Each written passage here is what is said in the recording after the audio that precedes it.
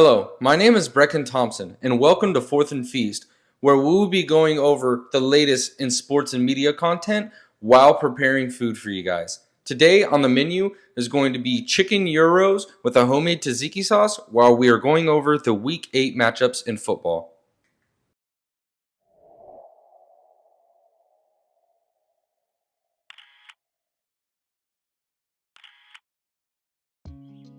Starting us off with this week's matchups is going to be must-watch TV between the Minnesota Vikings and the LA Rams. For the Vikings, this is a really bad look because they just lost their first game going down to the Detroit Lions, who are proving that they are the kings of the North and taking over the division and steal the lead of all NFC teams, putting them atop of the mountain.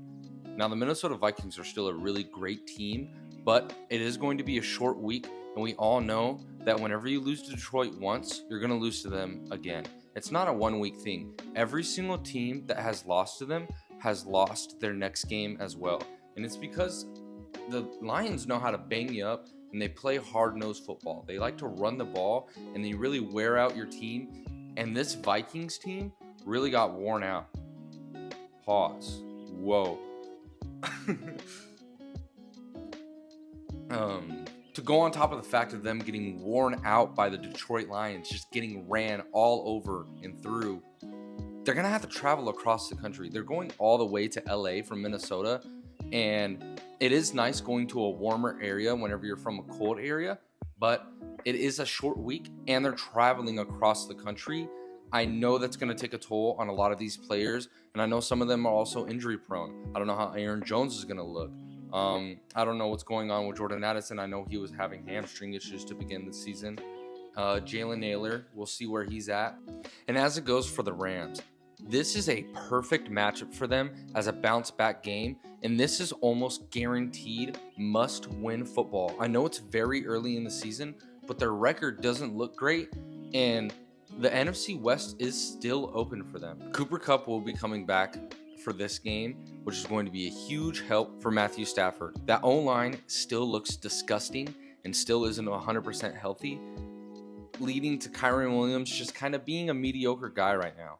I still think he's a great talent. I don't think he is leaps and bounds better than all the other running backs. He just knows how to find the end zone, and he's the only red zone threat. The Rams are still down Puka Nacua and Colby Parkinson, I believe that's how you say his name, their tight end.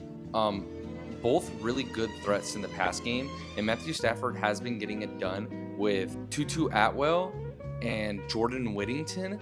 And the fact that he's been winning games and putting up stats with those guys in his lineup, wait until Cooper Kupp, the three-crown wide receiver, offensive player of the year, Mr. White Boy, Mr. Incredible, comes back and is cooking. Matthew Stafford loves his white guys and knows how to sling the rock to him. I think this is going to end up being a huge matchup. Two of my favorite coaches going into this game. I love Kevin O'Connell. I think he's extremely underrated, and he's proving it this season. I think that he's always been a great coach and an amazing offensive mind. And I think that Sean McVay, nobody questions him. He's an amazing coach, and this will be a battle between these two offenses, really trying to see who is the better play caller and who is schematically going to change things up so this other team doesn't even really have a fighting chance. For me personally, going into this one, I'm going to have to give this game to the Rams just because this game means so much more to the Rams than it does the Vikings, which is hard to say because you just lost and you don't want that loss to repeat and fall. But I could easily see this being a situation where the Vikings get one loss and it just snowballs to another loss, to another loss, to another loss, and then all of a sudden they're 5-4. I think they're a great team, and I think that they're legit Super Bowl contenders, but I think reality is going to hit in a little bit and show some weaknesses. The next matchup is between the Buffalo Bills and the Seattle Seahawks, and it's going to be a battle. Both of these offenses have looked extremely electric, and the defenses have looked a little bit lackluster at times. I think what Joe Brady is doing over there in Buffalo and changing this offense's identity was exactly what Josh Allen needed. I think that he's a legit MVP candidate, and it seems like he is every year, but this year, I think he is the front runner. It's either him or Lamar Jackson. Josh Allen doesn't have a single interception this season, which is very odd to say for him because he likes to play a lot of Brett Favre ball and just air it out and let his guys go and get it, which then caused a lot of interceptions. But this year, he's been playing mistake-free football and looking extremely well. It seems like him maybe losing Stephon Diggs and Gabe Davis and his offensive coordinator was actually for the better and making him be a better quarterback. I know in the past he has been great, maybe top 3 in some people's opinions, but it seems like now he doesn't have an option. He has to be playing great, and it's made him great.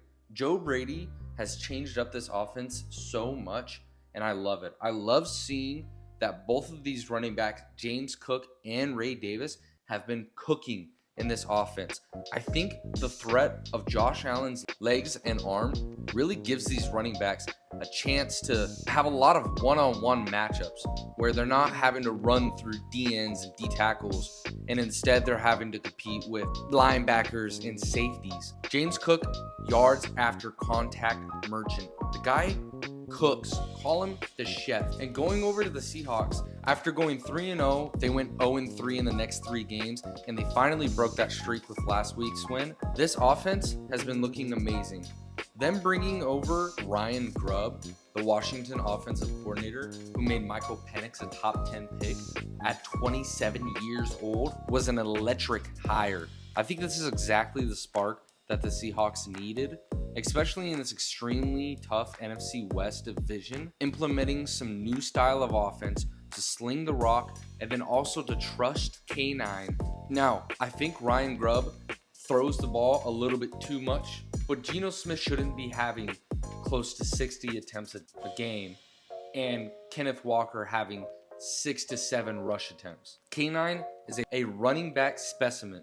You don't see a guy like that. I think he's still an amazing offensive coordinator, finally giving DK Metcalf, Tyler Lockett, and JSN all these opportunities, including Noah Fant. But I think that they should rely on Kenneth Walker a little bit more, which is very hard to do considering how bad this offensive line is. It seems like the Bills can't really go any better than they have this season, with all of their young talent really outperforming what you expected. It's really like how the Chiefs were last year. It was supposed to be a rebuilding year, all these young guys, inexperienced guys, and they turn around and win a Super Bowl. The Buffalo Bills team have lost a lot of their key weapons. This defense is almost completely new players due to injuries and other guys leaving. The next matchup is going to be a really good one. Some young bucks going at it head-to-head with Caleb Williams facing Jaden Daniels. It seems like both of these offenses has really started to turn it on. The defenses couldn't be any different. The Washington defense has been playing a little bit better as of late. The Bears defense is a top 3 defense, and I don't think there's a single person that would debate me on that.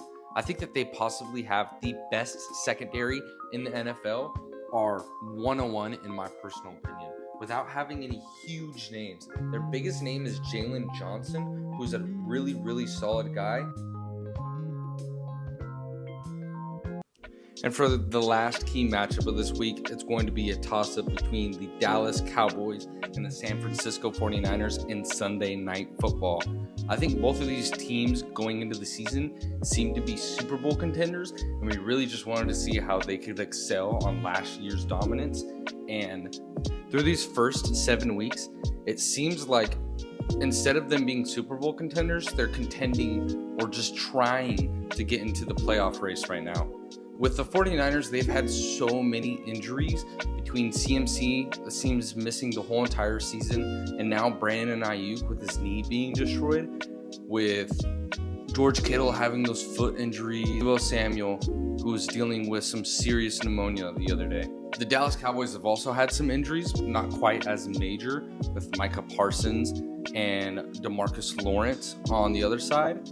And this defense really hasn't looked good, but it doesn't have to do with either of those guys. I think it comes down to these linebackers being young inexperienced and just not super physical overall.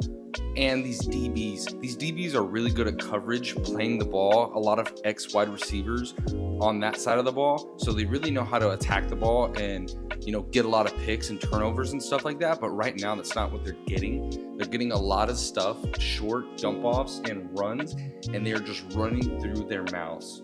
Trayvon Diggs has never been known for tackling, and it's extremely apparent they have no rushing attack themselves. The Cowboys O-line hasn't looked very good this year, and they haven't really had a lot of injuries, so you don't really have excuses compared to other teams. The 49ers have had some O-line injuries, and they're finally coming back for this game, and so I think it will be a toss-up.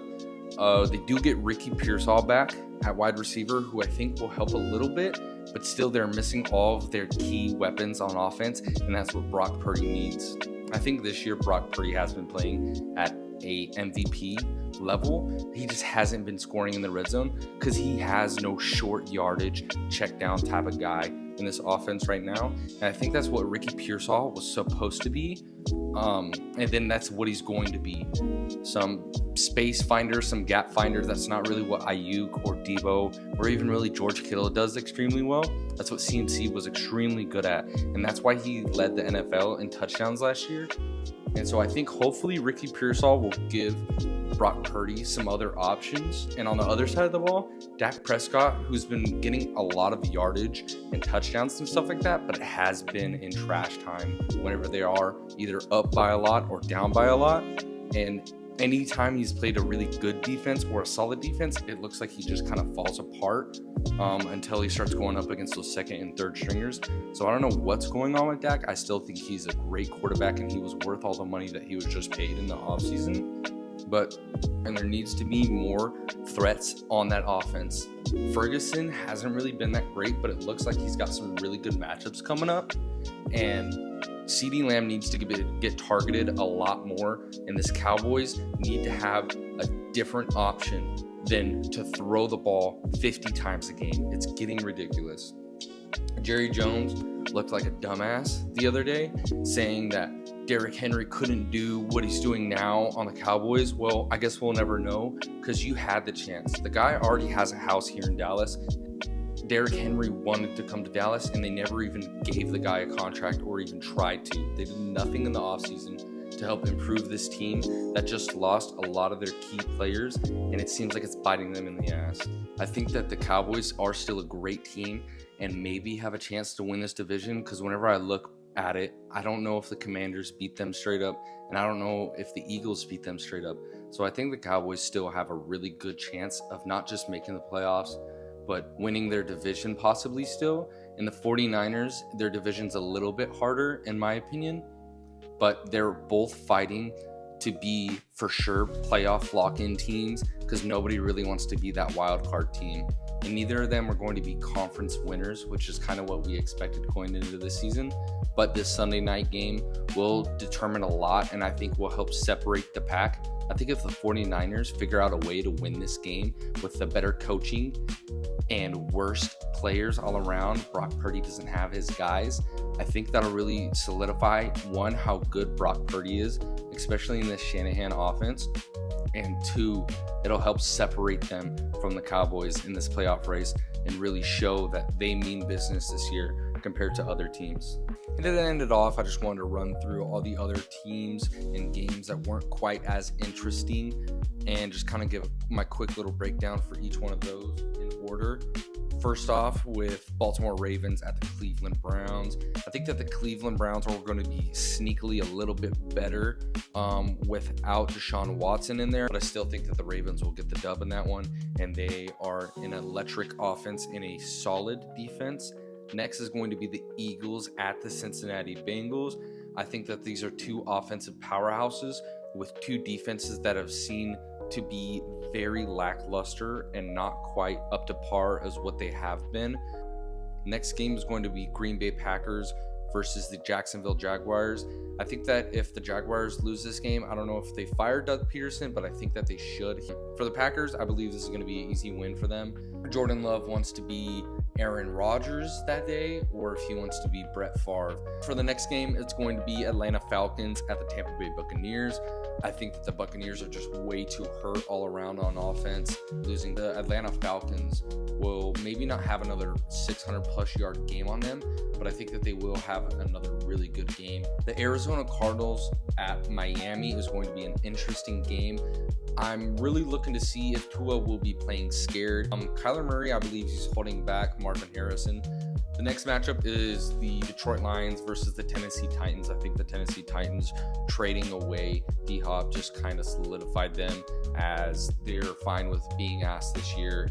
Next is going to be the New York Jets versus the New England Patriots.